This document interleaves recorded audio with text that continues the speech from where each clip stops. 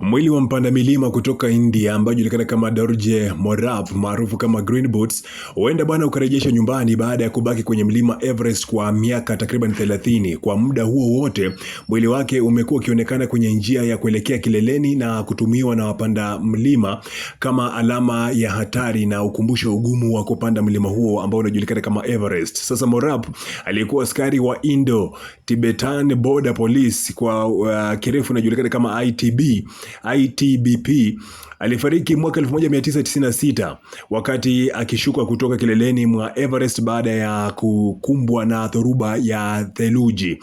Alikuwa ni mmoja kati ya wapanda milima watatu waliofika kileleni katika msafara wa kihistoria wa India uliopanda Everest kupitia upande wa China. Mwili wake umeendelea kubaki katika eneo la hilo takriban mita 8500 juu ya usawa wa bahari, ukiwa amevaa buti za kijani ambazo zimeufanya ujulikane kwa jina la Green Boots. Miaka mingi mwili huo uliaminika kuwa wa mpanda milima mwingine Sewagan Paljor, lakini sasa mamlaka za India zinaamini kuwa huo ni mwili wa Morap. Ushahidi kutoka kwa walionusurika katika msafara huo, taarifa za mawasiliano ya mwisho pamoja na mavazi ya vifaa vilivyopatikana kwenye mwili umesaidia ITBP kufikia hitimisho hilo. ITBP sasa inatafuta timu maalum ya wataalamu wa milima kwa ajili ya kurejesha mwili huo kabla ya Septemba. Hata hivyo, zoezi hilo ni hatari kutokana na eneo mwili ulipo linalojulikana kama death zone,